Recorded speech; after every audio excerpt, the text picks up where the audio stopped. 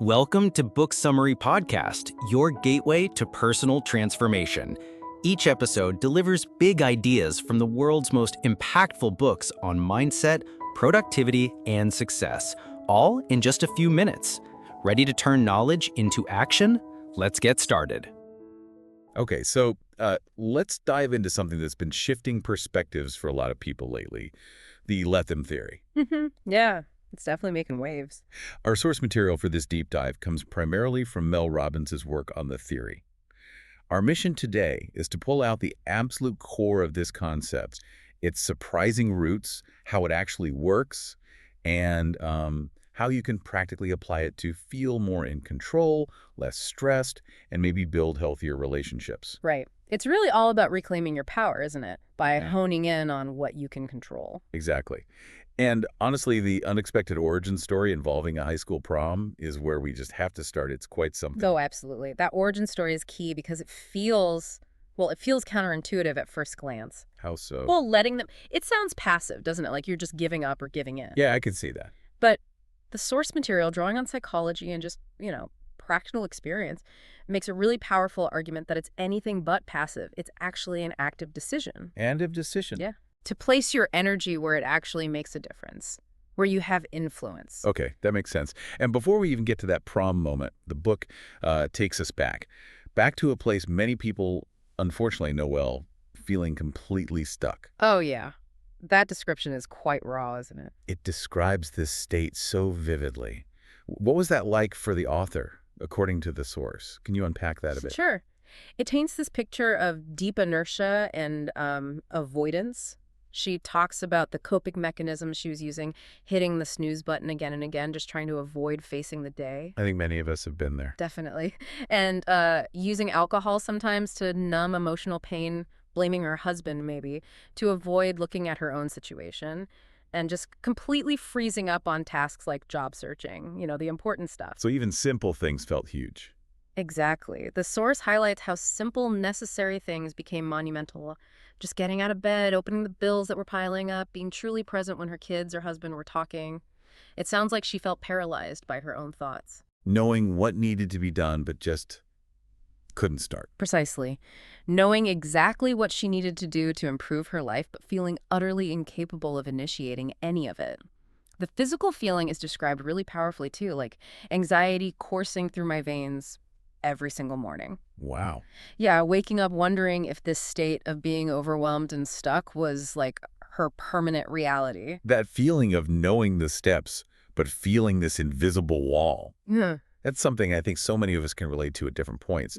It's incredibly debilitating. It really is. So what was the catalyst? What sparked the change out of that paralysis? According to the source, it was a very specific, almost desperate moment. It was triggered by the alarm clock going off one morning. Says the alarm. Yeah, feeling that familiar wave of dread and overwhelm, not wanting to get up, not wanting to face the day or the mountain of problems she felt she had. And this is the spark that led to the now famous 5-second rule. Is that where it came from? Precisely.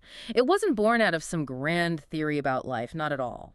It was simply out of that desperate need for a tool, some kind of mechanism to force action in the face of that overwhelming inertia. So just a way to push through the feeling. Exactly. The source describes it as just a simple countdown. 5, 4, 3, 2, 1, and then you move. You literally interrupt the thought process that's feeding you all the reasons you can't or shouldn't, and you physically propel yourself forward. So the initial applications were pretty basic, but obviously groundbreaking for her in that particular state. Totally. Getting out of bed was the first big win. Then it was things like picking up the phone to network for a job, something she'd been dreading, or finally opening the bills that had been ignored for months. These sound small, but in that context. They weren't trivial at all. For someone in that state of paralysis, they were monumental victories. Each one was a win against that feeling of being stuck. And the source is very clear that this wasn't some magic wand, right? It didn't suddenly make everything easy. The next phase sounds incredibly difficult. Oh, absolutely. It emphasizes that the following couple of years were actually the hardest of her life. It was described as a constant grind. A grind. How so? She was using the rule daily, consciously, to push through the immense difficulty of digging out of significant debt, confronting really painful issues in her marriage, learning how to quiet her anxiety, pushing past that constant self-doubt, All the big stuff. all the big stuff, updating her resume, getting physically healthy again, building new, healthier habits day by day. The 5-second rule was simply the consistent tool she used to take those small, difficult steps forward day after day, despite how she felt, despite the fear. And it started as a very private tool, something she didn't initially plan to share. That's right. For about 3 years, according to the source, she used it just for herself. She felt kind of reluctant to share it widely. Why was that?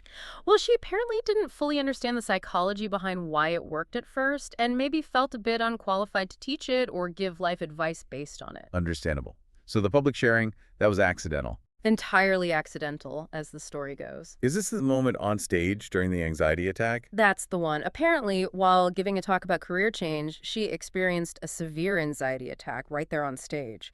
Her mind went completely blank. Oh, wow. Nightmare scenario for a speaker. Totally. And in desperation, the only thing that came out of her mouth was the 5-second rule. She even apparently blurted out her personal email address by mistake. Oh, no. Yeah, she was mortified at the time, absolutely convinced she'd completely bombed the whole thing. But that unplanned moment, that vulnerability, it actually opened the floodgates, didn't it? It truly did. The response was completely unexpected and just massive. People from all over the world started reaching out, sharing these incredible stories of how this simple rule helped them make huge positive changes in their lives. Like what kind of changes? Everything, really. Getting new jobs, losing significant amounts of weight, achieving sobriety, starting businesses, improving their health, saving their marriages. It was huge. And the impact went even deeper, didn't it? Yeah. Into clinical settings. Yeah. That was particularly striking. People reporting using it to help manage conditions like PTSD, OCD, depression, and tragically, even using it as a last resort, that 5-4-3-2-1, to push themselves to call for help when they were contemplating suicide. That level of impact is just staggering. It really validated the core idea behind the rule, didn't it? It wasn't just a personal quirk. It clearly tapped into something fundamental about human behavior and change. Absolutely. It validated that core principle described in the source, that learning to push past your excuses, your anxiety, the overwhelm, the fear, it allows you to take small, consistent actions. And those actions, over time, fundamentally change the trajectory of your life. So it's a skill you can learn. Exactly. The insight is that this ability to push yourself when you feel afraid or doubtful is presented as a learnable life skill.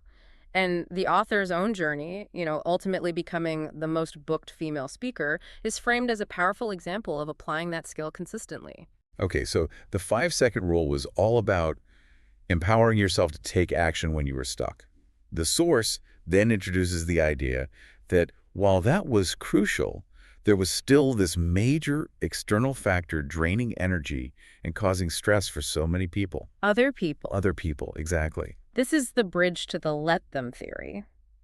The source basically posits that, often unknowingly, we give away a huge amount of our personal power to other people. How do we do that? We become preoccupied with managing their reactions, right? Yes. Trying to meet their expectations, constantly worrying about their opinions of us. Okay, so the energy you spend trying to say exactly the right thing so nobody gets upset. Yeah, or bending over backward for a partner even when it's totally draining you. Constantly trying to make sure your coworkers like you. Keeping the peace at all costs within your family. All of that, the source argues, is essentially you surrendering your power. You're directing your energy outwards instead of inwards. That's the core argument, trying to control or influence how others feel, think, or behave in relation to you, rather than focusing inward on your own actions, your own values, your own well-being. And the let them theory is framed as the solution to this constant energy drain. Which brings us to that very simple 2-word phrase, let them. Let them. The source describes this as a theory about freedom, really. Using these 2 words is meant to free you from that impossible task of trying to manage other people. How does it free you? Well, when you stop obsessing over what others might think or say or do, when you consciously choose to let them have their reactions or their opinions, all that energy you were spending is immediately liberated. It comes back to you. So you stop just reacting. Exactly. It allows you to stop primarily reacting to the external world and start directing your focus and energy back towards living your own life, according to your own goals and what's important to you. All right, let's get back to that prom story. Because this is where the theory actually got its name right. This wasn't just an illustration. It was the literal moment the phrase was coined for the author. That's the story told in the source, yeah. The author recounts the typical stress involved in her daughter's proms, all the intricate planning, the dresses, the dates, the photos, the logistics, hours and hours of it. Right. Been there. So when it came time for her son Oakley's prom, she apparently anticipated it being simpler. But the stress just manifested differently. It wasn't about the endless planning so much as these high-stakes moments. Like the corsage moment. That sounded awkward. Oh, a perfect cringe-worthy example of that impulse we have to control or fix things, often in the name of making a moment perfect according to our standards. What happened exactly? Well, the author had a corsage made for Oakley's date, even though Oakley had apparently indicated his date didn't want one, or maybe already had one. She pulls it out at the last minute, as she says, like it was a winning lottery ticket, only to be met with Oakley's completely mortified look and the date's, gracious acceptance, despite already wearing her own corsage that she'd made herself. Yikes. The author describes feeling mortified and just wishing she could disappear. Her attempt to control the situation to fit her ideal had completely backfired and just created this layer of awkwardness. And then the weather added another layer of uncontrollable chaos. Right on cue, exactly. A sudden, unexpected downpour hit right before they were supposed to leave for photos. And the author's immediate internal reaction, pure panic and stress. Knocked out. Oh my God, these kids are going to get soaked. His brand new sneakers are going to be ruined. Her focus immediately leaped to these external factors she had zero control over. And the dinner plans just piled onto that feeling of things not going according to some imagined perfect plan. Absolutely. She overhears the group, about 20 teenagers, all dressed up in tuxes and gowns, discussing dinner plans. And she discovers they don't actually have a reservation anywhere. 20 kids. Yeah. No reservation. On prom night. Yep. And their plan: to walk in the pouring rain to this tiny taco place called Amigos that apparently only had about 4 tables. Oh, wow. Okay. The author describes her internal agitation just skyrocketing, comparing it to her daughters who would have planned this months in advance. Meanwhile, her husband and son are completely unfazed, just chilling, which only heightened her own stress. And this is the moment. Her daughter Kendall steps in. This is the origin point of the phrase. Kendall, witnessing her mother's rising anxiety and attempts to micromanage the whole situation, grabs her arm, pulls her aside, and gives her this very direct, unvarnished instruction. Which was? Mom, if Oakley and his friends want to go to a taco bar for pre-prom, let them. Just like that. Let them. And she didn't just say it generally. She applied it specifically to the things her mom was visibly stressing about. Like, let them get soaked. Let them get ruined. Talking about the sneakers. Mom, you're being annoying. Let them show up to prom in wet tuxedos and dresses. Let them go eat where they want. Wow, direct. And the crux of Kendall's intervention, the crucial point she made was, it's their prom, not yours. Just drop it. Oof. That must have landed with some force, even if it was simple. Brutal honesty from a teenager. The source describes it as completely shifting the author's perspective in that immediate moment. She just stopped. Stopped trying to micromanage the situation. And what did she do? She gave Oakley some money for the taco place and just watched them all run off into the rain. And the feeling that replaced the stress wasn't irritation or judgment anymore. Once she stopped resisting the reality of the situation, she could just see it for what it was. She actually describes it as kind of cute, watching them go. That anecdote really crystallizes the core insight, doesn't it? We expend so much energy, so much frustration trying to force other people or external circumstances to conform to our expectations or our desired outcomes. That's the absolute key takeaway presented from this origin story. The insight is, if someone isn't behaving the way you need them to, or a situation isn't unfolding how you plan, whether it's, friends not inviting you to something, Or a romantic interest being flaky and non-committal. or your kids making choices you don't understand or agree with, the energy you spend trying to force them to change is basically wasted. It doesn't work. So Instead, the power comes from deciding to let them reveal who they are through their actions, or let the situation unfold as it naturally will. And then, based on that reality, you choose what you do next. it's a powerful distinction. It's not about being passive or just giving up.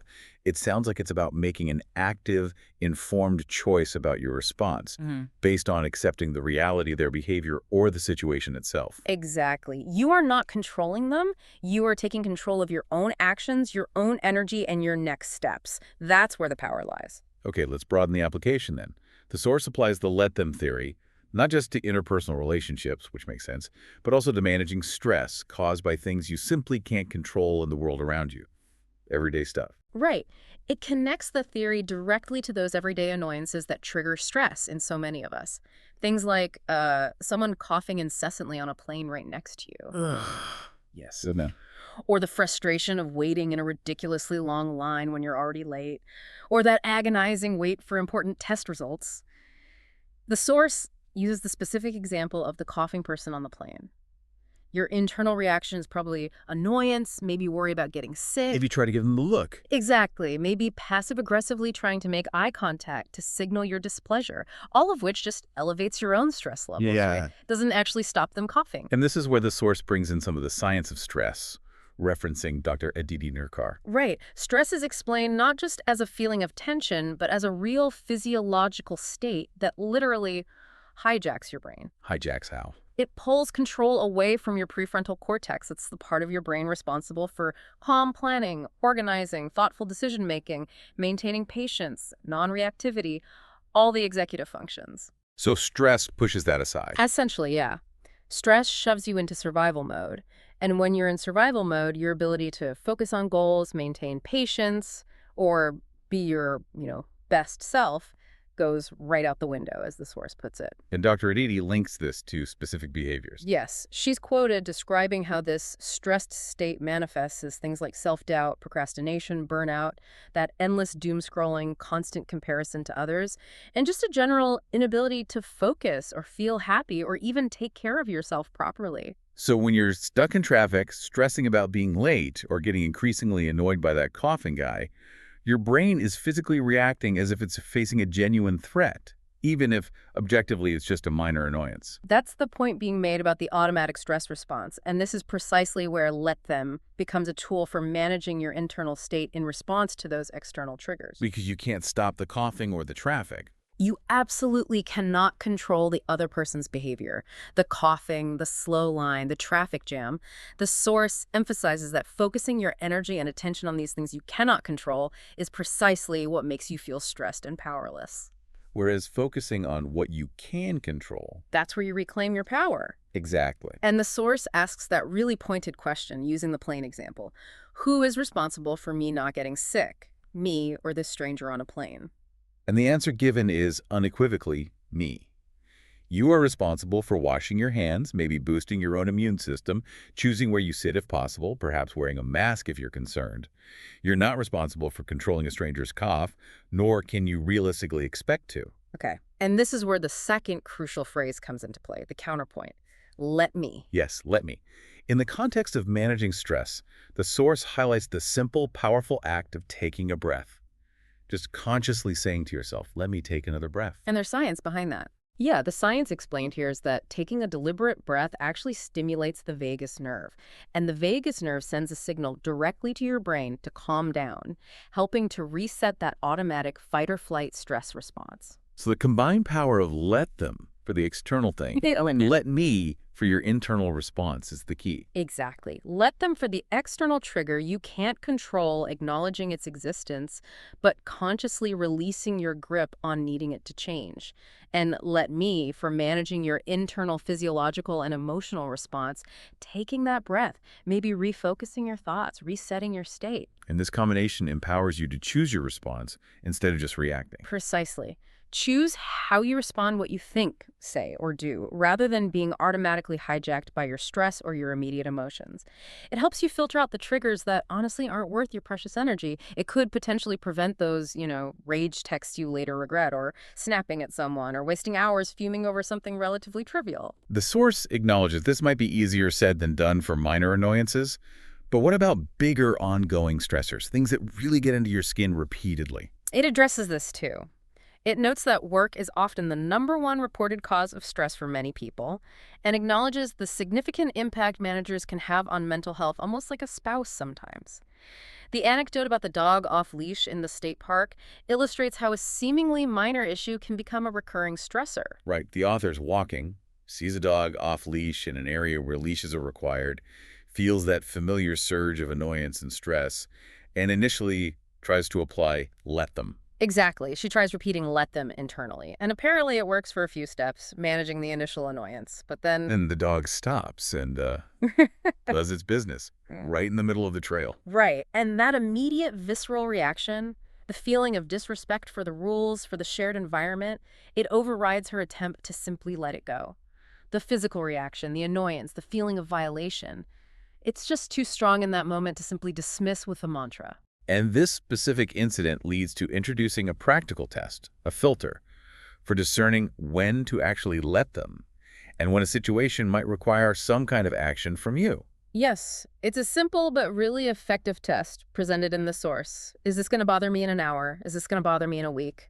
So you check in with yourself. You check in to see if the situation is truly fleeting, like the coughing guy who you'll likely never see again, or if it's something that will continue to cause distress or negatively impact your life if you don't address it somehow. And in the dog example. She realized that seeing dog poop on the trail would bother her every single time she walked there. It wasn't a one-off annoyance. That indicated to her that this was a situation that required some kind of action. Maybe speaking to the owner, maybe reporting it, maybe choosing a different path, not just an attempt to let the annoyance itself go. So it's not about becoming a doormat and just letting everyone walk all over you or ignore rules. It's about smart allocation of your energy, choosing which battles are actually yours to engage with. Precisely. The summary takeaway from this section is really clear. While automatic emotions like annoyance or frustration are part of the human experience, and you can't always control their initial appearance, you can learn to manage and reset your physiological stress response using tools like let me, taking that breath. And crucially, you control your response to both the external situation and your internal feelings using let them as a filter. Don't give power away unnecessarily. Exactly. The point is that surrendering your power and energy to things you cannot control or to things that don't genuinely matter in the long run is detrimental to your well-being and your progress. Choose where you invest that energy. That connection between external stress and internal power is really clear. Okay, what about other people's opinions of you? This feels like a massive area where people lose sleep and give away tremendous amounts of power. It absolutely is, a huge one. The source tackles the fear of what other people think head-on, stating a very plain, maybe uncomfortable truth. People will have negative opinions about you, period. No matter what you do. No matter what you do. And you cannot change this fact. Trying to is futile. And the impact of constantly fearing that judgment is, well, debilitating. The source describes it as becoming a prisoner to what others might think. This fear fuels procrastination because you're afraid of being judged for trying something new or, worse, for failing. It feeds self-doubt and perfectionism, making you delay taking action indefinitely. Leads to overthinking everything. Totally. Overthinking every move, every word. And ultimately, it prevents you from doing the necessary work, the vulnerability, the trying, the learning that would actually help you grow, get ahead, and achieve your goals. And the prescribed solution, again, sounds incredibly simple on the surface. Let them judge. Yes. Simple, but not necessarily easy to implement. It's framed as consciously giving other people the freedom to think whatever they want to think about you. The act of deciding, okay, I'm going to let them have their judgments, is presented as the way you set yourself free. Free from the burden of constantly trying to manage their perceptions or win their approval. The anecdote about starting a paid speaking business while still working a full-time job illustrates this internal conflict perfectly, doesn't it? It really does. The author knew exactly the steps required to get paid speaking gigs. Build a website, gather testimonials, post about it on social media. She had strong motivation needing to dig her way out of debt, but she hesitated. She describes a significant hesitation around posting about her speaking work on her personal social media profiles where friends and family would see it. And why? Pure fear of judgment. Fear of what specifically? Fear they'd think she was copying someone else, fear they'd doubt she was actually any good, fear they'd question her credentials, just fear of their opinions, basically. So despite knowing the formula for success and having strong motivation, the fear of what her loved ones might think actually held her back initially. That's the insidious power of that fear, right? It can override logic and motivation. The message reiterated throughout the section is clear. Let them judge. Let them react. Let them doubt you. Let them question the decisions you are making. Let them be wrong about you. And the source points out we do this all the time anyway, don't we? having opinions about people we love. Exactly. We might think a friend's partner is a really poor choice for them, or that a family member's new business idea is probably destined to fail. But we still love them, right?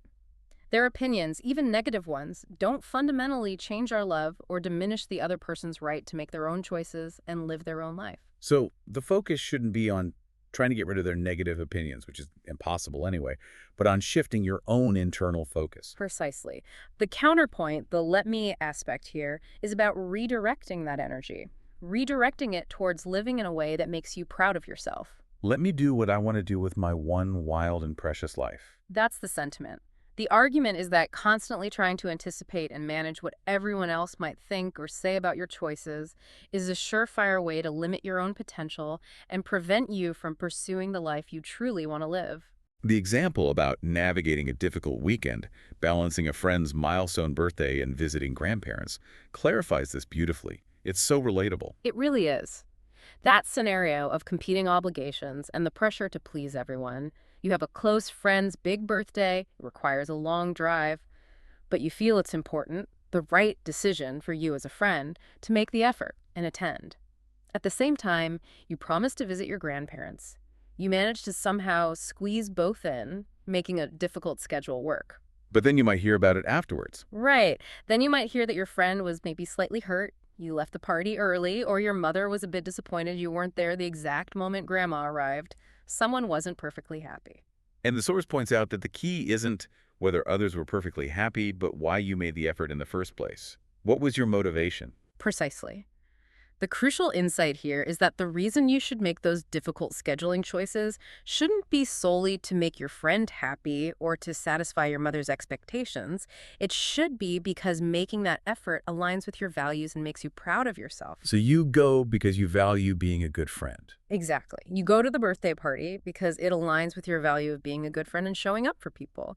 You visit your grandparents because it makes you happy to prioritize family, not just to avoid feeling guilty or making your mother happy. This distinction shifts the whole power dynamic, doesn't it? Completely. It puts you firmly in control of your own motivation and removes the power from other people's reactions. When your decisions are rooted in making yourself proud, in living according to your values, it genuinely doesn't matter as much what others think or if they're slightly disappointed. Because someone will always be disappointed. Someone, the source notes, will always be disappointed by your choices. Just don't let that someone be you. And there's another key point here. Making decisions based purely on avoiding guilt often makes the other person feel like a villain in your story. Whereas making choices based on self-pride keeps you empowered and in control of your own actions and feelings. Okay, this becomes even more complex, though, with deeper family clashes, where opinions aren't just about scheduling preferences, but fundamental disagreements about major life choices. Yes, this is addressed head-on. Things like decisions about divorce, not following long-held family traditions, marrying someone outside the family's religion or culture, pursuing a career path your family disapproves of, or even having different core political beliefs. These can cause huge rifts. They're acknowledged as sending shockwaves through a family system because they often disrupt deeply ingrained expectations and dynamics.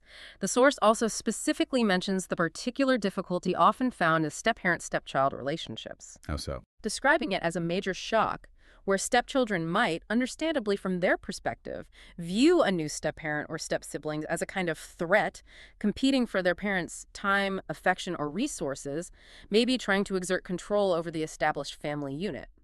It's complex. So how does let them apply in these incredibly sensitive and personal family situations? It sounds really hard. The message, while acknowledged as difficult, is presented firmly. Your relatives are absolutely entitled to their opinions. They are allowed to feel disappointed, confused, angry, or even strongly disapprove of your choices. But they don't get to dictate your life. Exactly. They are not entitled to dictate your life choices or reject you for being who you authentically are. You don't have to spend your energy trying to change their minds or get them to agree with you. You simply internally let them have their opinion. They are allowed to think what they want, even if they genuinely dislike you or your partner or your choices. And then the power shifts back to you. And then the power is yours. Let me choose how to respond to their opinion. Let me decide how much weight I give it. Let me decide how I interact with them going forward. This is where the tool of frame of reference comes in, which the source credits to Lisa Bilyeu. What is that? It's presented as a technique for gaining understanding, even if it doesn't necessarily lead to agreement or change the opinion. It involves consciously trying to step into the other person's shoes to understand why they feel the way they do based on their own experiences, fears, and perspective. And the source uses the author's mother's reaction to her marriage as an example. Yes, a poignant anecdote. The author's mother apparently had a very difficult initial reaction to her marrying Chris, who was from the East Coast. At the time, the author felt deeply hurt and judged. But later, using this frame of reference tool, she came to understand her mother's perspective wasn't really about Chris as a person. What was it about then? It was rooted in the mother's own grief and deep fear that her daughter was going to move far, far away from her home in the Midwest, near her family. It was fear of loss, fear of distance. So understanding the root of the opinion, the fear behind it, even if the opinion itself persisted for a while, changed everything for the author. Exactly. The source explains that this understanding helped her see that her mother wasn't necessarily wrong to feel that way from her frame of reference. Wanting her daughter close was understandable. But the author also wasn't wrong to marry the person she loved and choose where to live her life. Both perspectives could be seen as right when viewed through their different frames of reference. And the outcome of applying this frame of reference, the benefit. It deepens the connection and removes the feeling of being in a power struggle. The source explicitly states that understanding where someone is coming from may not change their opinion or yours, but it will deepen the connection.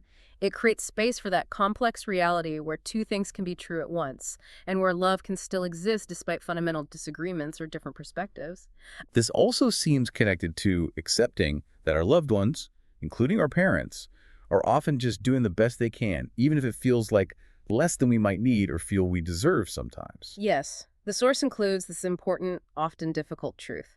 People can only meet you as deeply as they've met themselves. It encourages accepting that parents or other family members may have their own emotional limitations, their own baggage, their own struggles, or blind spots. They are operating from their own experiences and capacity. So you love them. You let them operate from that space, and you then get to choose how you engage with them moving forward based on that clearer, more compassionate understanding. Okay, so summarizing the opinions piece.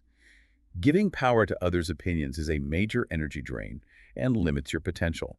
People will judge, that's just a fact of life, so the first step is to consciously let them. The real focus needs to be on living in a way that makes you proud. Let me. Using the frame of reference tool can help deepen connection by fostering understanding of why they feel the way they do, even if you don't agree. Exactly. It's about detaching your self-worth and your life choices from the impossible task of securing everyone's approval. Your life is yours to live authentically based on your values. That naturally leads us to another area where people often feel controlled by others, their emotions. The source talks quite a bit about stopping the impulse to constantly manage other people's emotional reactions. Yeah, this is identified as another major source of stress and energy drain in relationships.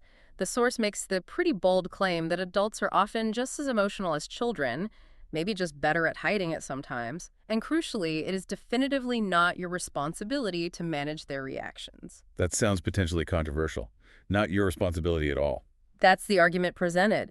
Allowing their emotional immaturity, their outbursts, their sulking, their guilt trips to dictate your choices means you're constantly putting your own needs, your own well-being last in your own life. Okay, what does this look like in practice? How does someone else's emotional state influence your actions in this detrimental way?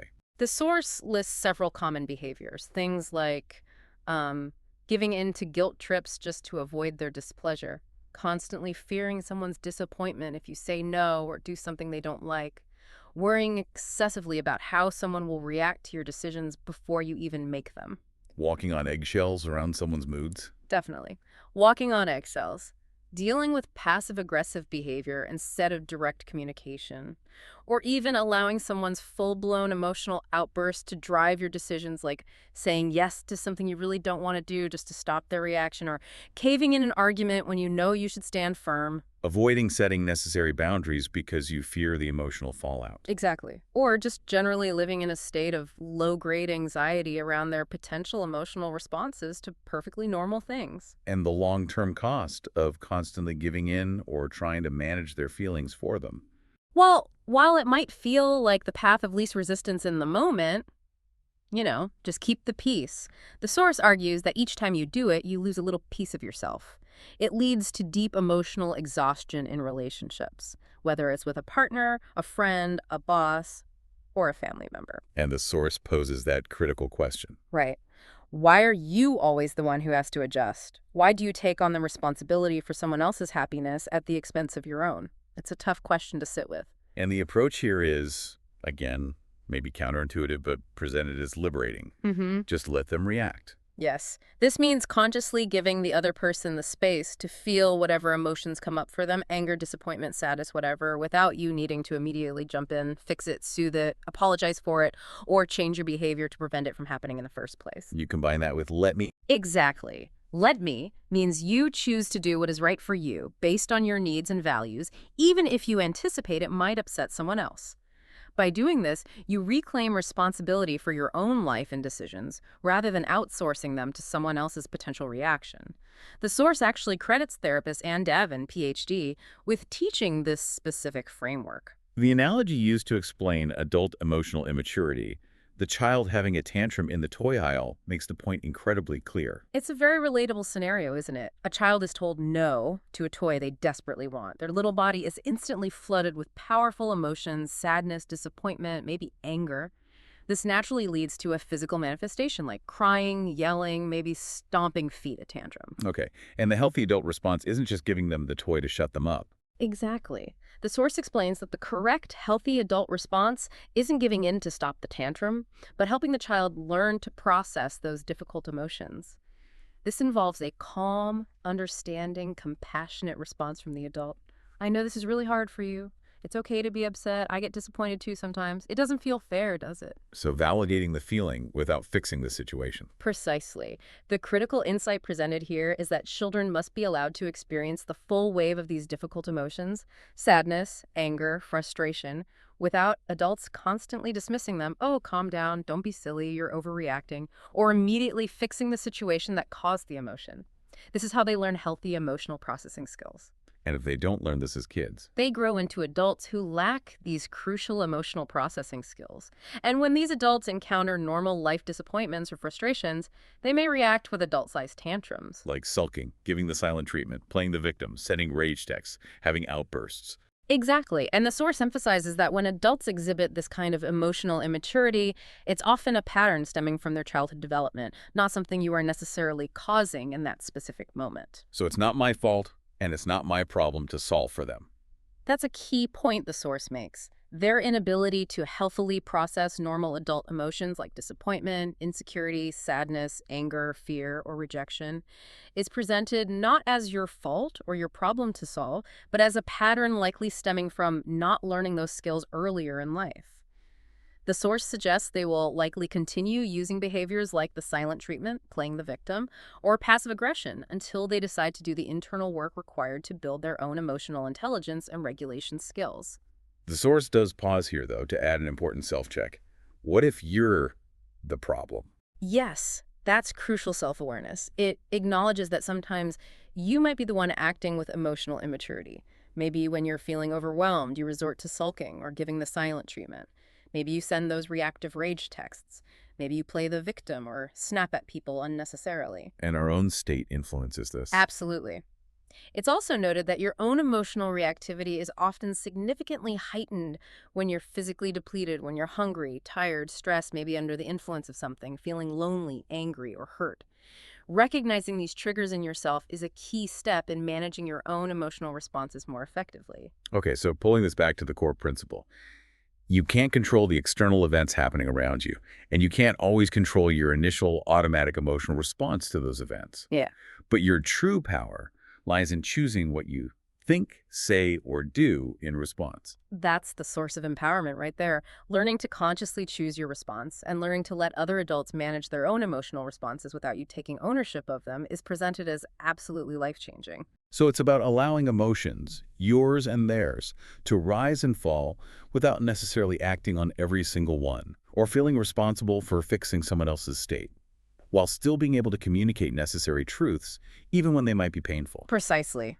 And this leads to the discussion about making difficult decisions, especially when you know your decision will cause pain to someone you care about.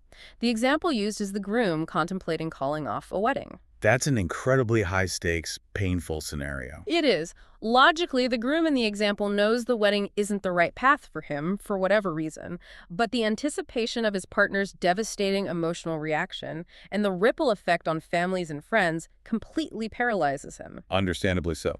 The source validates that agonizing over such a difficult decision is healthy, and worrying about the impact on others shows he's likely a good, empathetic person. But the T, and this is the crucial part, it insists that he must learn to separate himself from both his own difficult emotions, like fear, guilt, sadness, and their anticipated emotional reactions in order to make the right decision for his life.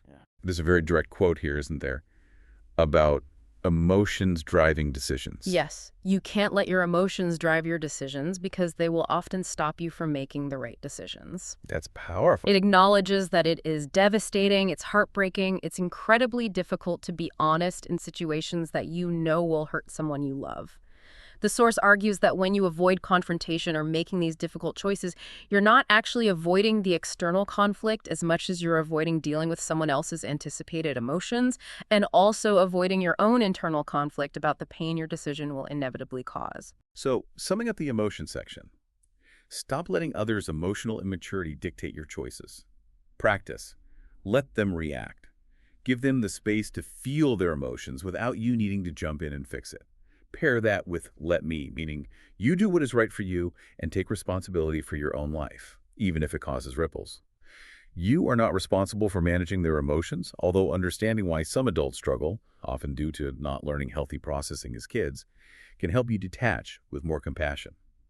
Recognize your own potential for emotional immaturity, often linked to your physical or emotional state, and crucially, while emotions are automatic, your response is your power. Don't let fear of others' emotions drive your major life decisions. Learn to separate your feelings from theirs to make the difficult but right choice.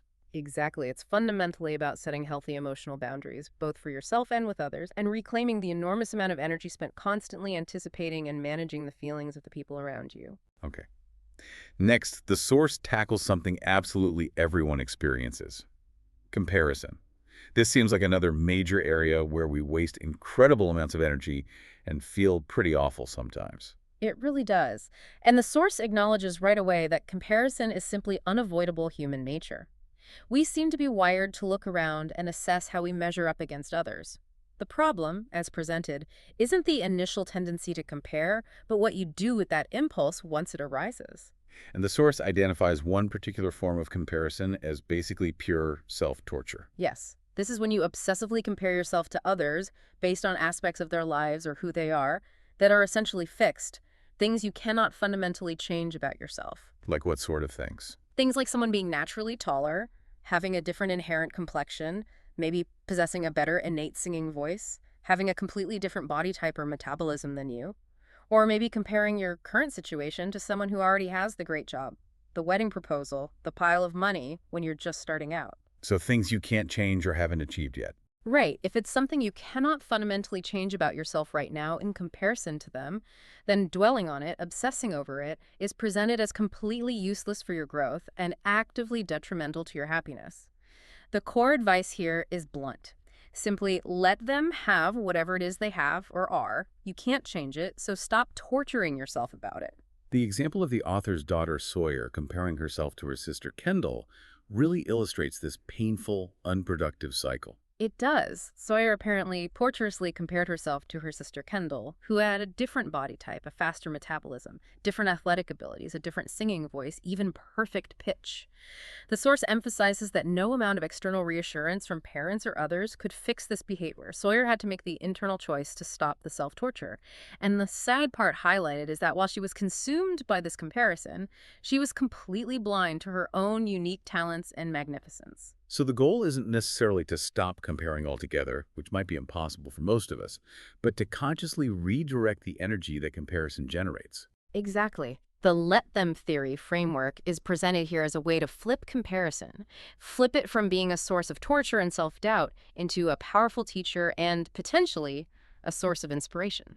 The detailed anecdote about Molly, the interior designer friend, makes this transformation very tangible. Can you walk us through that? Sure. Molly is described as incredibly talented. She has a successful interior design business, employees, does great work, but she's been dragging her feet on improving her online presence, her website, her social media, even though she knows she needs to do it to stay competitive. Okay, a common scenario for many business owners. Right. Then she calls the author in a complete spiral of insecurity and panic. Why?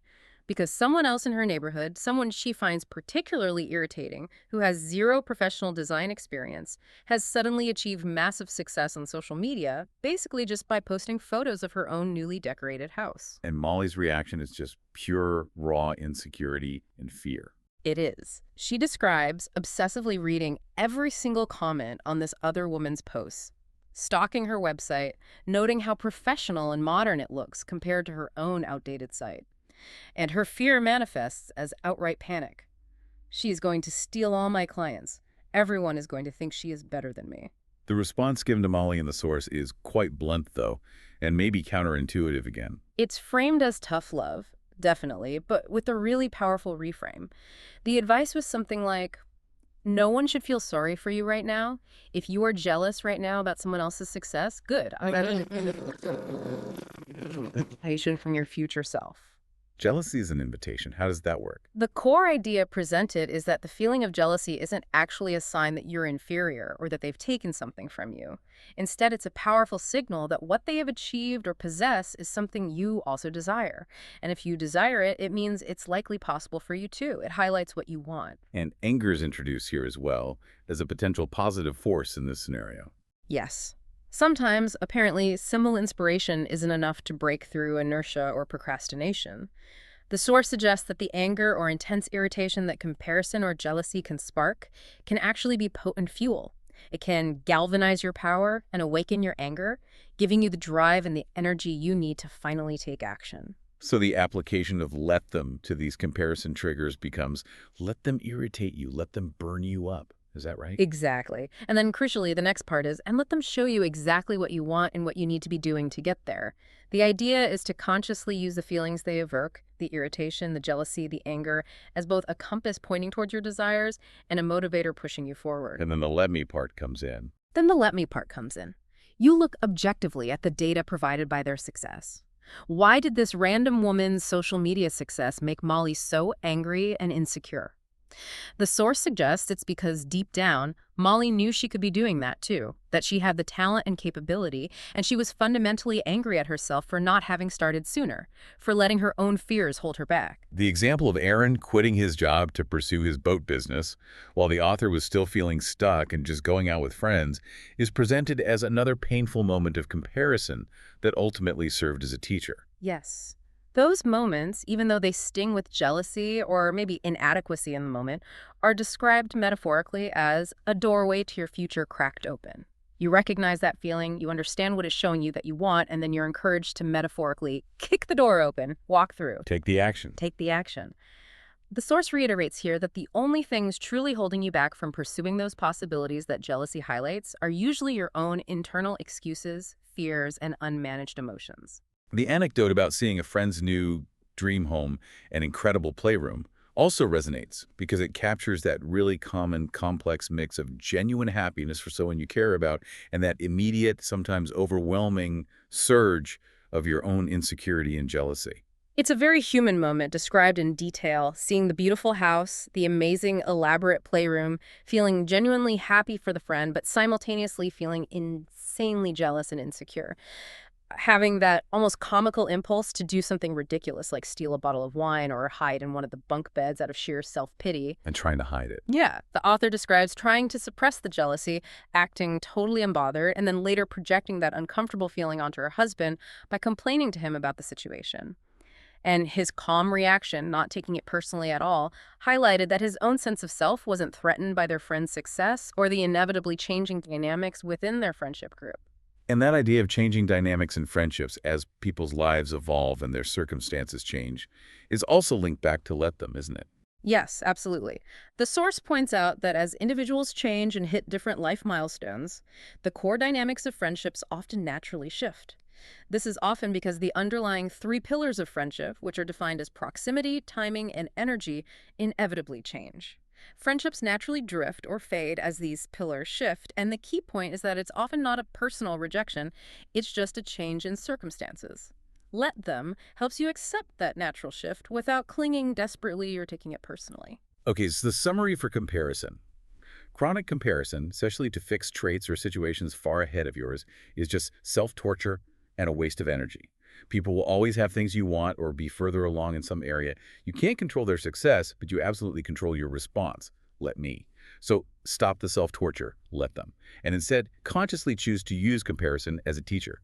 See it as a sign of possibility and harness the jealousy or anger it sparks as fuel for your own action. It's a really powerful reframe, I think, turning a potentially painful experience into a catalyst for personal growth and action. It puts you back in the driver's seat. This leads us to perhaps the most challenging application of the theory discussed in the source. When someone you love is seriously struggling, maybe with mental health issues, deep grief, or addiction, the source discusses the absolute necessity, however difficult, of stopping the impulse to constantly rescue them. Yeah, this is presented as a really, really difficult truth to accept, especially when you deeply care about someone. The hard reality highlighted is that not everyone is ready or willing to get better, get sober, do the necessary therapeutic work, or face their underlying issues. And you simply cannot want it more for them than they want it for themselves, no matter how much you love them. And the source argues that rescuing, even though it's almost always born out of love and a desire to help, can actually be counterproductive in the long run. Yes, the core concept presented here is quite stark. The more you rescue, the more they sink. The argument is that constantly swooping in to save someone from the natural consequences of their behavior or solving all their problems for them can actually prevent them from finding their own inner strength and sometimes prevent them from hitting the necessary rock bottom that might be the very catalyst they need to finally choose change for themselves. Adults only change when they're ready. Adults, the source emphasizes, only genuinely get better when they are ready to do the work. And the person who is trying to help is almost always ready, long before the person who is struggling actually is. This sounds incredibly harsh, I know, but it's presented as a fundamental reality when distinguishing between enabling behavior and true, effective support. The detailed anecdote about the author's daughter experiencing anxiety and being allowed to sleep on the floor is used as a powerful personal example of this unintended consequence of rescuing, even with the best intentions. It's a very telling story. The daughter was experiencing significant anxiety and would wake up every single night afraid to go back upstairs to her own room alone. The author, out of love and a natural desire to make her daughter feel safe and comfortable, allowed her to sleep on the floor in her bedroom. And this went on for a while. For 6 months, nightly. The source then references Dr. Marx's point that avoidance is a primary coping mechanism for anxiety. So, by allowing the daughter to avoid facing the anxiety of being alone in her room, the author, despite her loving intentions, inadvertently strengthened the daughter's avoidance impulse and actually made her anxiety worse over time. So the rescuing reinforced the problem. It inadvertently taught her that the solution to the feeling of anxiety was to run away from the trigger, rather than learning to face it and manage it. The author's action, the source suggests, implicitly communicated to her daughter, "I don't believe you're strong enough to handle this feeling on your own." And the crucial insight that came later, perhaps through therapy, was that true strength isn't the absence of fear or anxiety, but rather the ability to face what you feel too weak to face. That's presented as the key learning, and this is precisely what Let Them helps with in this incredibly difficult context. You can't magically cure their anxiety, their grief, or their addiction. You can't control their decision to act on those feelings or to avoid them, but you can control your own response, what you think, what you do, and what you say. The source asserts that both the person struggling and the person trying to help are often far more capable and resilient than they realize. The concept of subsidizing self-destructive behavior is introduced as a common way rescuing manifests, often after other efforts seem to have failed. What does that mean? This happens, according to the source, when you feel like you've genuinely tried everything to help someone, but you haven't stopped financially or otherwise supporting the person without putting any clear conditions or boundaries on that support. Like paying their rent indefinitely. Exactly. Examples might include paying their rent, their bills, their tuition, or providing a place for them to live, all while they continue the destructive behavior and refuse to seek help or make necessary changes. Dr. Waldinger is quoted here with a powerful line. Don't shield them from the consequences of what they choose. So the incredibly difficult decision might actually be to stop providing that unconditional support to someone who consistently refuses to get help, or stop harmful behaviors like lying, stealing, or substance abuse. Yes. The source is quite explicit on this point. It argues that while you owe people love, acceptance, and compassion, you do not necessarily owe them money or unconditional material support, especially if that support is clearly enabling their refusal to get help, get a job, attend classes, or stop the destructive behavior. Money without condition is enabling is a blunt but powerful statement drawn from the material. This is contrasted sharply, though, with providing support, but with specific healthy conditions attached. That distinction is presented as absolutely crucial. This isn't about abandoning someone, but about shifting from enabling to empowering. Examples of supportive boundaries with clear conditions include things like, yes, you can live here if you remain sober and attend meetings, or, yes, I'll help pay for therapy as long as you and your therapist agree to a regular check-in with me on your progress and engagement. Or tying tuition to grades, or rent to treatment. Exactly. I'll pay your tuition if you maintain a certain GPA. I'll help with your rent if you commit to and complete an inpatient treatment program.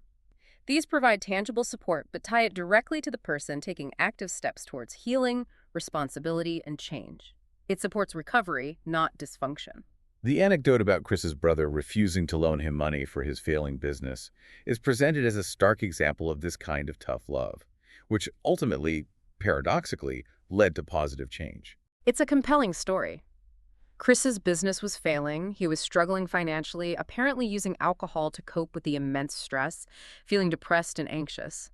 He asked his brother for a significant loan. His brother's refusal is described in the source as sounding harsh at the time, but fundamentally honest. What did the brother say? He essentially told Chris that he wasn't responsible for Chris's business problems, Chris was, and that he, the brother, was not responsible for propping up a failing business or rescuing Chris from his financial problems. He said no.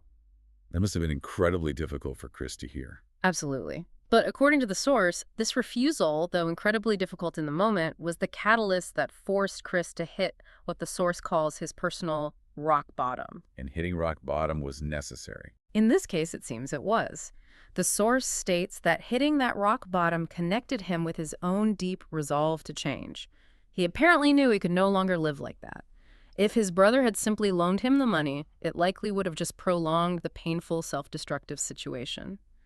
By saying no, his brother, perhaps unintentionally, forced Chris to face the full consequences of his situation and find the internal motivation to rescue himself. This is contrasted again, though, with the importance of creating a supportive environment that doesn't enable avoidance, using the powerful story of the author's own severe postpartum depression. Yes, this anecdote is incredibly moving and illustrates effective support without enabling. The author describes being physically and mentally devastated after childbirth, suffering from postpartum depression so severe that she couldn't safely be left alone with her newborn baby for about 4 months. How did her support system respond? Her friends and family didn't just ask abstractly, "How can I help?" They just showed up and actively created an environment that made healing possible for her to eventually do the work. Cousins came and cleaned the house without being asked. Her parents just came and sat with her, providing presence.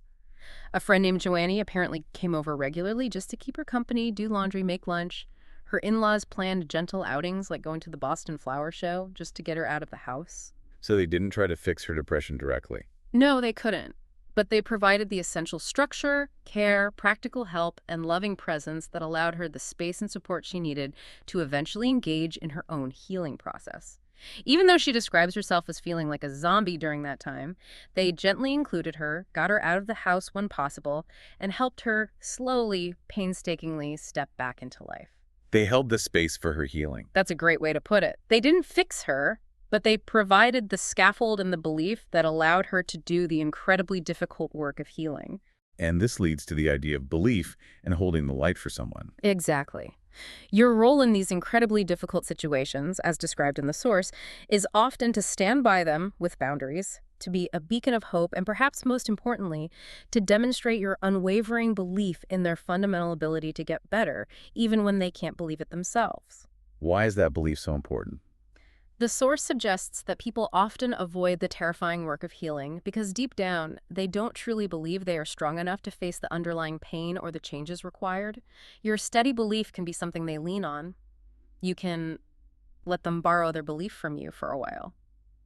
When someone feels truly accepted, loved, and supported within healthy boundaries, it makes it psychologically easier for them to find the courage and agency to step back into life and do the necessary work. Okay, so to recap this really tough but important area, rescuing, while almost always well-intentioned, can often enable destructive behavior and prevent someone from finding their own strength.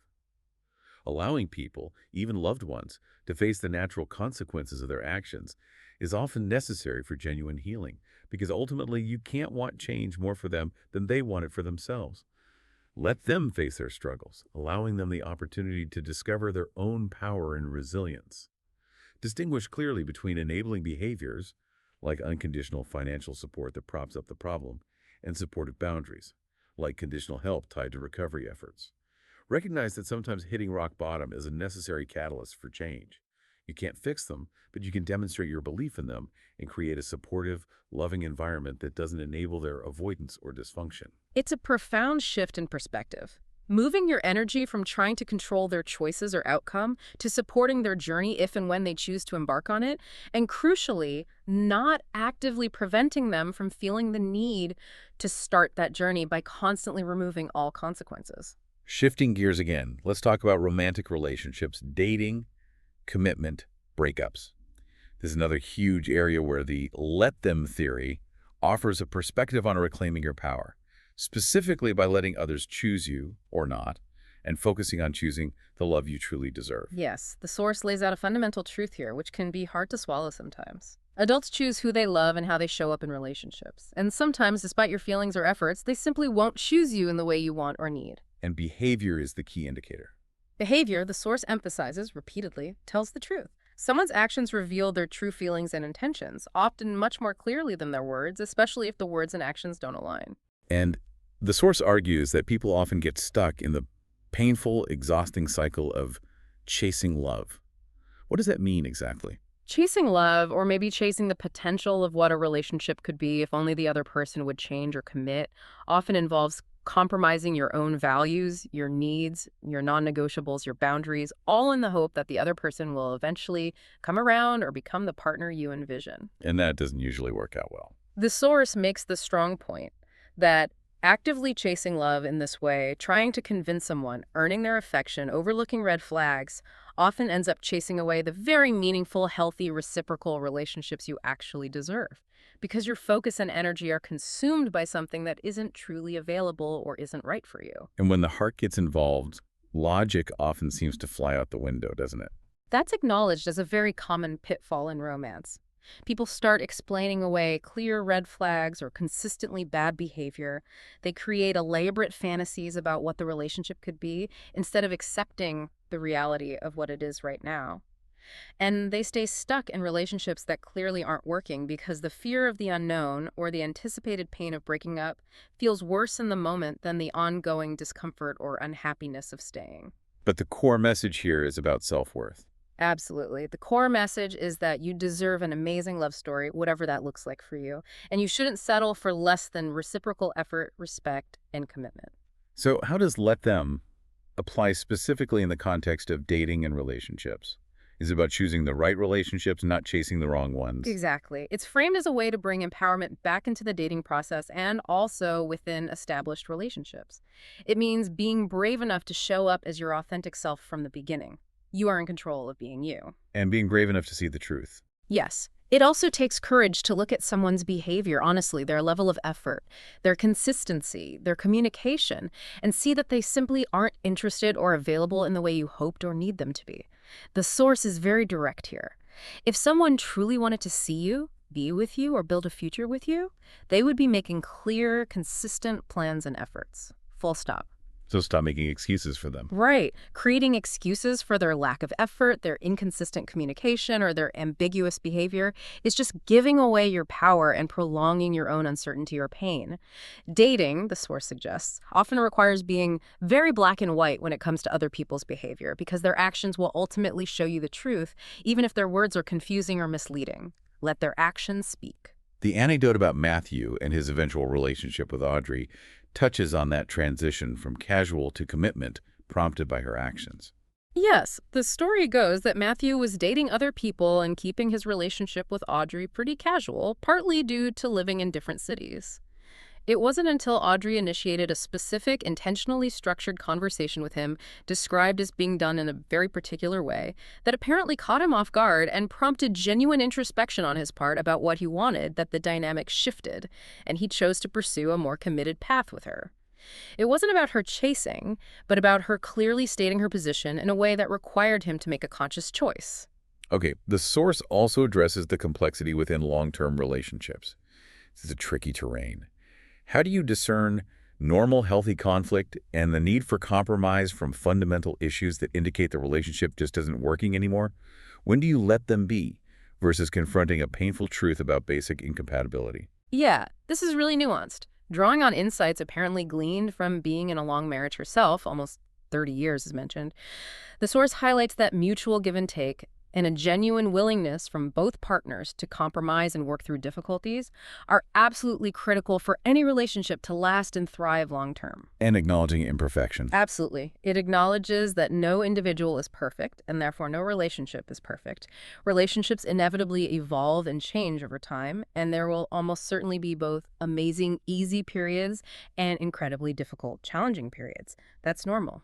The source identifies two fundamental things that seem necessary, though, for a long-term relationship to have a real shot at working. What are those? Okay, number one. Both people involved must genuinely want the relationship to work and must be truly willing to put in the consistent effort required to nurture it, navigate conflict, and grow together. It has to be a mutual commitment to the work. And number two. Number two. The fundamental issues or disagreements the couple faces don't require either person to give up their essential core dreams for their own life or compromise their most fundamental, non-negotiable values. Okay, that second point is crucial. What about situations where you genuinely love someone and maybe both people are even willing to work on things, but there are deep emerging compatibility issues? You've just grown apart or want fundamentally different things. This is presented as perhaps one of the most heartbreaking scenarios, but also a reality for some couples. You might still love someone deeply, but as you both grow and change over many years, you might simply grow in different directions. You might realize you want fundamentally different things out of life, or you've become different people who, despite the love, no longer fit together in the same way you once did. And even with mutual love and effort. Even with mutual love and a willingness to work on it, these kinds of fundamental compatibility issues can mean the relationship still might not work long term in a way that allows both partners to thrive authentically.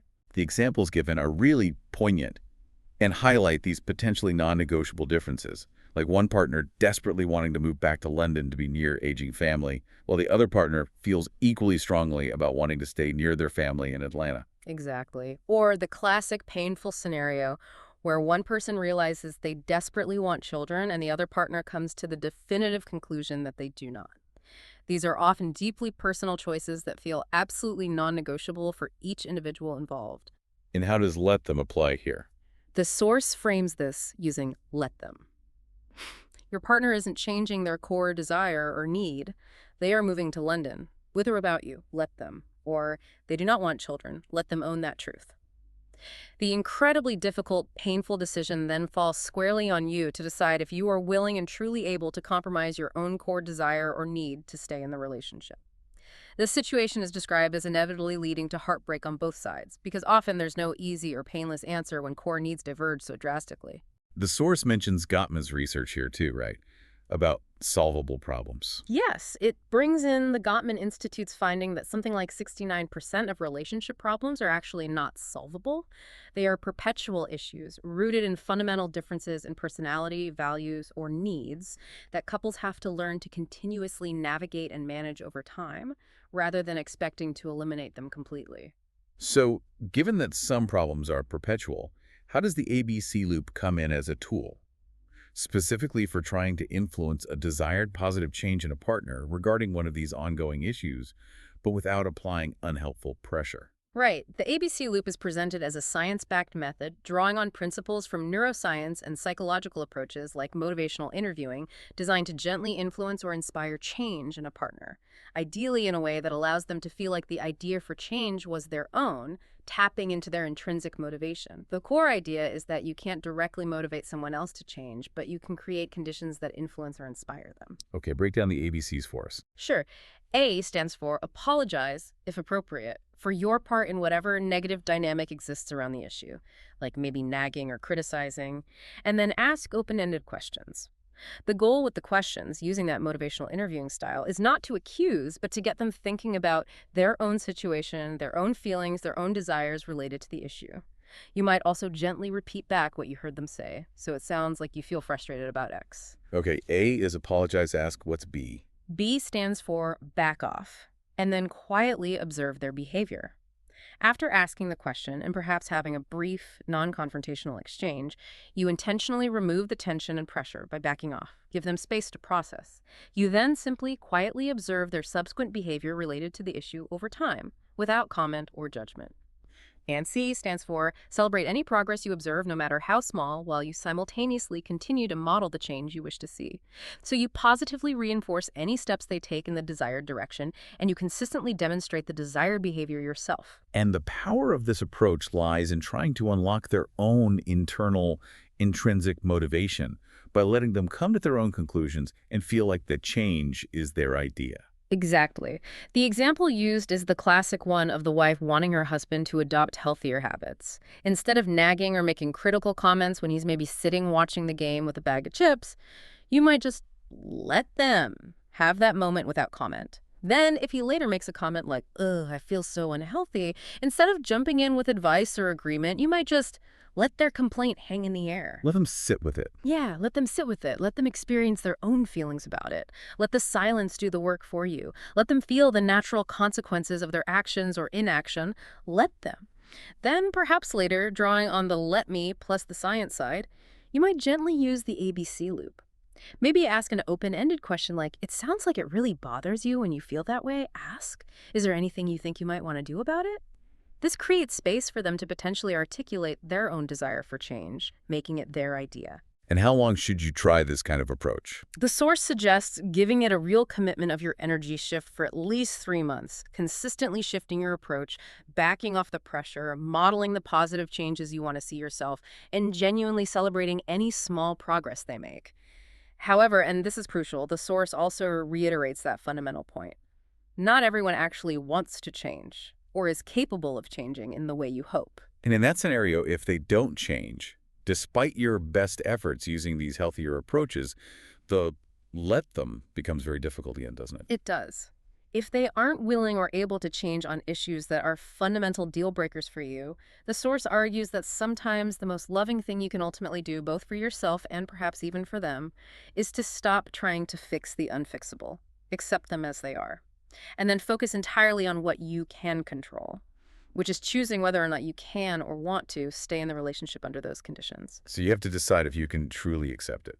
You have to ask yourself honestly, can I stop complaining about this? Can I stop griping to my friends? Can I stop acting passive-aggressive or resentful about this unchanging issue? If you choose to stay with them, then the let me aspect means consciously choosing to accept them exactly as they are in that regard, flaws and all, without holding on to resentment. The author uses her own dynamic, her self-described ADHD messiness versus her husband Chris's natural orderliness, as an example of choosing to love and accept someone despite persistent, sometimes annoying traits that aren't likely to change quickly or easily. Okay, so summing up the relationship section. Behavior reveals the truth more reliably than words. Don't chase love. Choose relationships where effort and commitment are reciprocal. Use let them to see people for who they really are through their actions. Lasting relationships require mutual effort and compatibility in core values and life dreams. Recognize that some problems are perpetual, Gottman's 69%. You can potentially influence positive change using strategies like the ABC loop and modeling the behavior yourself, but ultimately you cannot force someone else to change. Let them be who they are.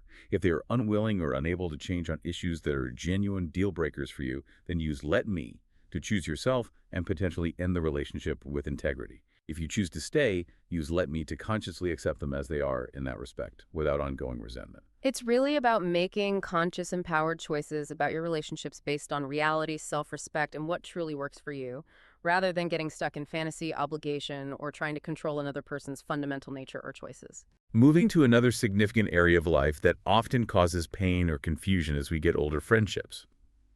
The force highlights a major challenge of adulthood here, calling it the great scattering.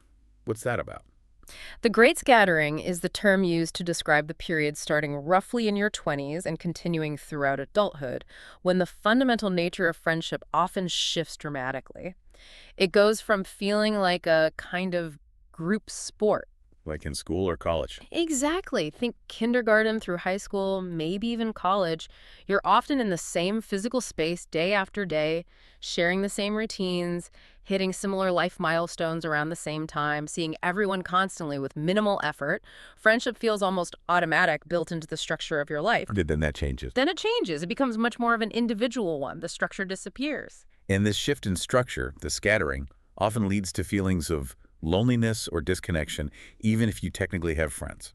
Exactly. That built-in structure that fostered easy connection is gone.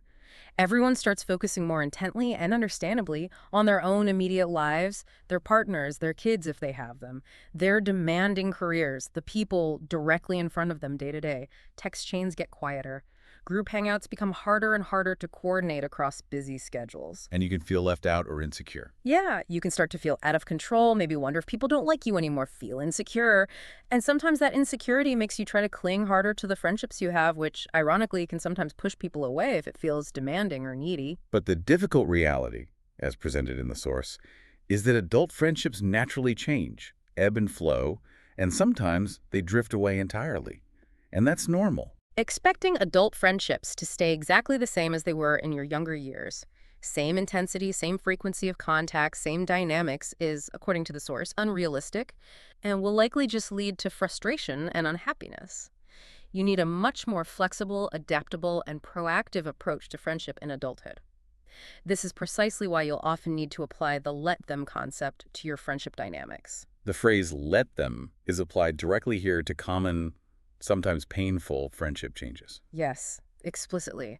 Things like, let them move away for a job or relationship. Let them prioritize their new friends, like maybe their partner's established friend group.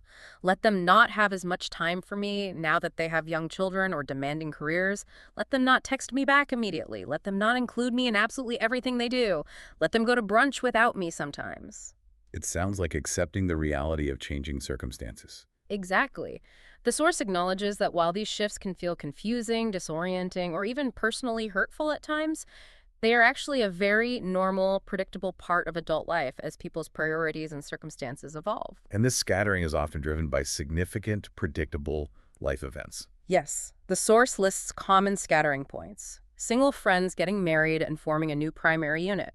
Friends having children and their focus shifting dramatically. Couples moving to the suburbs for more space or better schools. Kids leaving home, creating empty nesters with new freedoms or challenges. Divorce, which can fracture social circles. Simply getting older, maybe downsizing, retiring, or dealing with loss.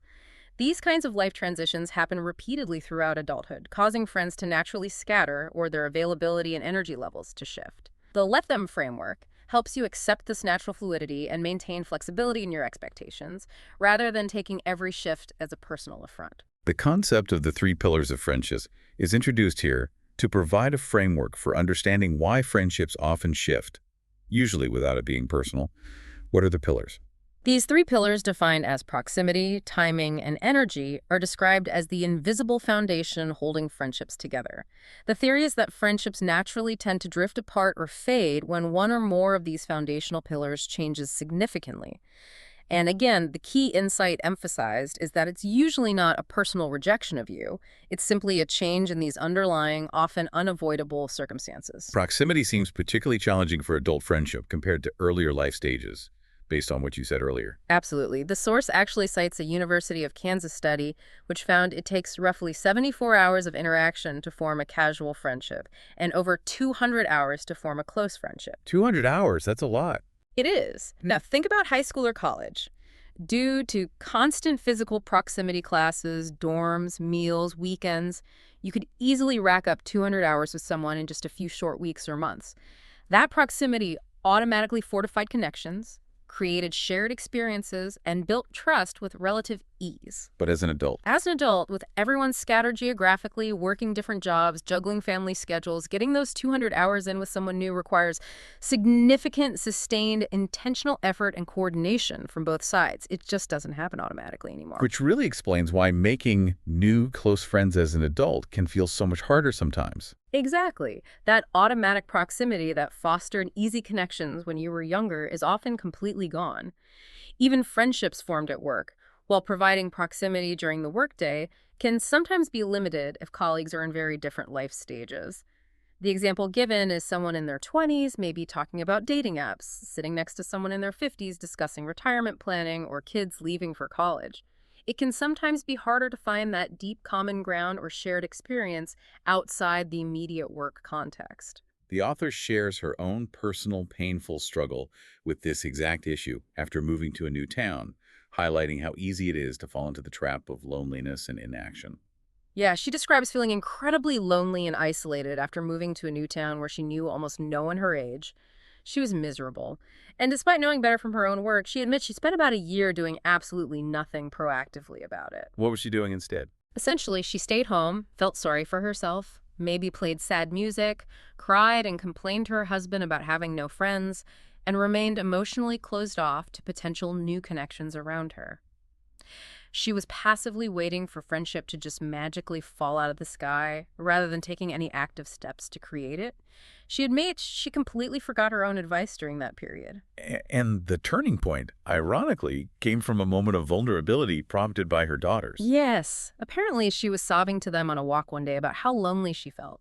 They happened to pass the house of a woman she had met very briefly just once, and her daughters, with that kind of simple, direct logic kids have, basically forced her to go knock on the door and just say hello again. That must have felt incredibly awkward. Probably. But that awkward, brave step, initiated by her daughter's push, ultimately led to unexpected connections down the line.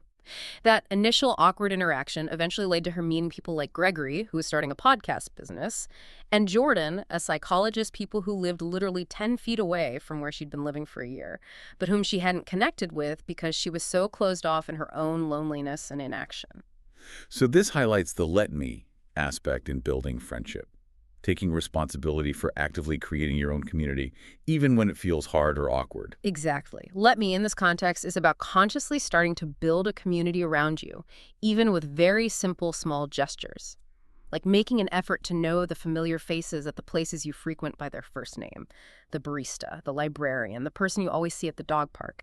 Hi, Kevin. Hi, Gregory. Hi, Jordan. Building social scaffolding. That's the term used. Building social scaffolding that makes you feel less lonely, more seen, and more connected to the world around you, even before deep friendships form.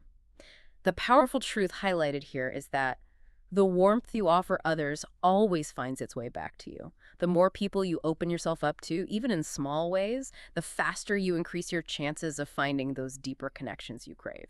The anecdote about meeting David at the coffee shop reinforces this too. Yes, David, who lived just a mile away, but whom she hadn't met for a whole year because both of them were apparently feeling sorry for themselves and staying isolated. It started with just a simple hello at the coffee shop, and now he's described as one of her closest friends, like family.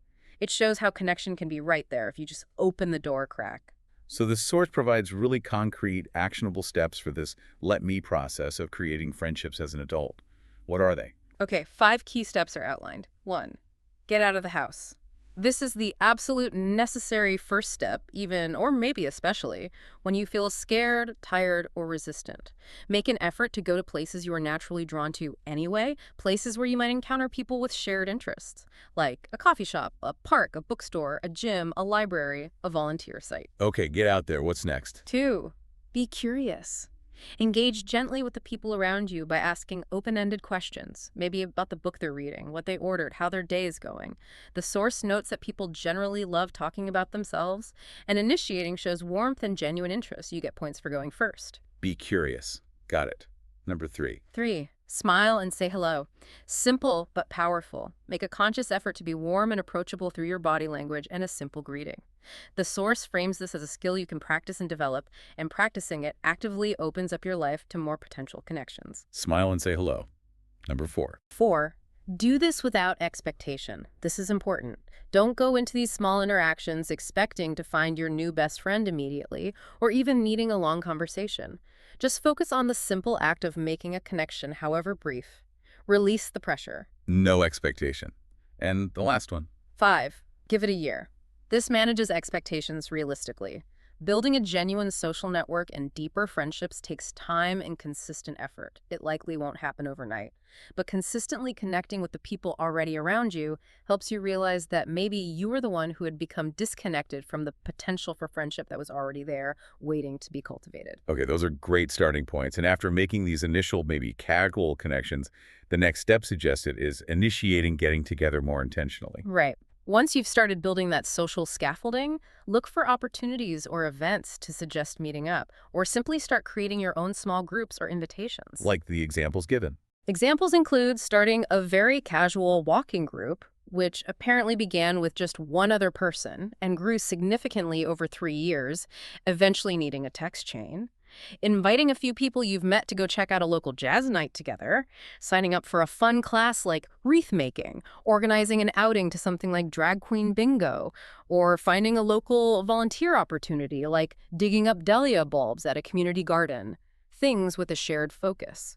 And Chris's examples focused on structured activities. Yes, his examples included joining a gym, signing up for a golf league, taking paddle tennis clinics, getting involved as a volunteer at the local ski mountain, or becoming a hospice volunteer, actively seeking out people with similar interests in environments that have some built-in structure. The core principle here, again, seemed to be taking initiative instead of passively waiting for someone else to make the first move or organize something. Absolutely. The source directly challenges the listener. Instead of passively hoping someone else will start that book club you wish existed, or organize a neighborhood happy hour and hopefully invite you, you go first. Create the book club yourself. Send the text message suggesting coffee. The source offers encouragement that one awkward conversation at a time, you will find your people. It takes courage, but it's empowering. Okay, so the summary for friendships. Adult friendships inevitably change due to life events, the great scattering, and natural shifts in the 3 pillars: proximity, timing, energy. It's often not personal when friendships drift or fade, so practice let them to accept these changes without unnecessary clinging or resentment. Let me means taking personal responsibility for actively creating new connections and building your own community by consistently getting out there, being curious and friendly, initiating contact, and being patient, giving about a year for a real network to develop. This proactive approach empowers you to build fulfilling friendships throughout life, and releasing the need to cling tightly to how things used to be, let them, actually creates the necessary space for new, vibrant connections to form. It's a much more proactive, adaptable, and ultimately empowering approach to navigating the natural evolution of adult relationships and combating loneliness. That brings us beautifully to the conclusion, pulling all these diverse threads together into the core overarching message. The power is yours. Let them and let me. Yes. The central fundamental tenet is powerfully restated near the end. The primary problem isn't actually other people or those challenging external circumstances. The problem is the power you have unknowingly, habitually been giving away to them. The source is really emphatic on this point, isn't it? Extremely emphatic. If you think it's about them, you've missed the point. You hold the power. It's this crucial recognition that you are the one who has been surrendering control of your energy, your peace of mind, your focus, and ultimately, your decisions. The extended analogy of the sky is used here to illustrate this core idea really beautifully. Can you paint that picture for us? Imagine looking up at the sky on any given day. Sometimes it's perfectly clear and brilliantly sunny. Other times it's filled with clouds, maybe gray and overcast. And sometimes there are powerful storms, lightning, thunder, wind, rain. Now imagine spending your energy trying to control that weather. Like wishing away the clouds. Exactly. Wishing away the clouds, getting angry and shaking your fist at the rain, desperately hoping for sunshine when it's stormy. It's completely futile, right? The sky simply does what it does, regardless of what you want or how much energy you spend wishing or hoping it were different. And that's like trying to control others. That's presented as being exactly like trying to control other people's behavior, their emotions, their opinions, or the unpredictable external circumstances of life. Yeah. It's wasted energy on the uncontrollable. So applying that analogy to the theory, the point is that no matter what the weather is doing, no matter what happens around you, what challenges arise, what others say or do, or are the one who decides how it affects you internally. Precisely. The power lies entirely in your response. You decide if a critical comment from a loved one completely destroys your self-esteem for days, or if you allow it to roll off your back, maybe considering the source or their frame of reference. You decide how to interpret events. You decide if a string of disappointing dating experiences makes you lower your standards out of desperation and fear, or if it makes you clearer, wiser, and more discerning about who you choose to spend your precious time with. You decide if seeing someone else's success makes you feel so insecure that you give up on your own dreams, or if it inspires you to double down, learn from them, and work harder and smarter towards your own goals. And the source suggests that this realization that this internal control exists, regardless of the external weather, is incredibly freeing. Yes. Understanding that the clouds, the storms, the unpredictable weather, which represent life's challenges, other people's actions, difficulties, are simply part of the overall masterpiece of the sky, or life itself, is presented as deeply liberating. These elements aren't personal attacks aimed at you. They're simply part of the landscape. And often they are the very things that teach you resilience, adaptability, and strength. The unpredictability, when you stop resisting it and start accepting it, can even be seen as magnificent rather than just terrifying. And no matter what the sky brings, your power is always in deciding how you choose to navigate beneath it. That's the reclaimed power. You choose your response. You choose your actions. You choose your thoughts. You choose how you live your life in the face of whatever comes your way. The external circumstances or other people's actions don't ultimately define who you are. You define yourself through your chosen response to them. Now, the source is careful to acknowledge that embracing this philosophy isn't always easy, and let them isn't some magic formula for getting everything you want in life without effort or disappointment. That's a really important caveat. It's crucial to remember that. This theory doesn't mean life suddenly becomes effortless, or that people will magically start behaving exactly as you wish they would just because you've adopted this mindset. That's not the point. The power isn't in controlling them. The power isn't in controlling others or outside events. The power is entirely, 100% in controlling you, your focus, your energy, your choices, your response to life's challenges, and the actions of others. Reclaiming this internal power is what allows you to consciously build the life that makes you happy and ensures you're using your precious time and energy effectively, rather than squandering it on futile attempts at external control or getting bogged down in resentment. The final affirmation from the source is a really powerful call to action and almost a direct message of belief in the listener, isn't it? It really is. It serves as a potent reminder that this capacity for internal control and personal power has always been within you. It's just a matter of recognizing it, claiming it, and choosing to take it back, perhaps moment by moment at first. And for those inevitable moments when you might struggle to believe in your own ability or your own dreams, the source offers its own voice of belief. If you don't believe in you, let me believe in you. If you don't know you can do it, let me know it for you. And if you don't know where to start, let me help you take the first step. It concludes with that really powerful sentiment of love and unwavering belief in the listener's potential. It really distills the entire journey the book seems to take you on, from feeling stuck, overwhelmed, and powerless in the face of external circumstances or other people, to understanding where your true agency and power actually reside. It fundamentally shifts the battleground, doesn't it? From the exhausting external world of trying to change other people or control circumstances to the empowering internal landscape of managing your own response, choosing your focus, and directing your energy towards what truly matters for building your life. Which leaves us with a final thought for you, our listener, to consider as you wrap up this deep dive with us. Think about a specific situation in your life right now where you feel drained, frustrated, maybe resentful, or stuck, primarily because someone else isn't acting the way you desperately wish they would, or a circumstance isn't unfolding exactly how you want it to. Based on everything we've explored today about reclaiming your power and shifting your focus inward, what is one small, single aspect of that situation that you could consciously choose to let them have? Meaning just allowing them to be who they are in that specific way, or allowing the situation to be what it is without your resistance or judgment for just a moment. And then crucially, how could you intentionally redirect the energy you gain from letting go of that specific point of resistance towards something you can actively control or build in your own life, something that falls under the let me category? It could be a tiny internal shift in perspective, maybe just deciding not to engage on that one point anymore. Or it might feel like releasing a heavy weight you've been carrying. But that conscious moment of choosing to let them in one small area, and then immediately pivoting your focus to let me, what can I do, what do I control? That's where the process of reclaiming your power truly begins. It's a powerful question to sit with and maybe even experiment with acting on, even in a very small way, to see how it feels. Absolutely. A powerful question indeed. Thanks so much for joining us for this deep dive into the Let Them theory.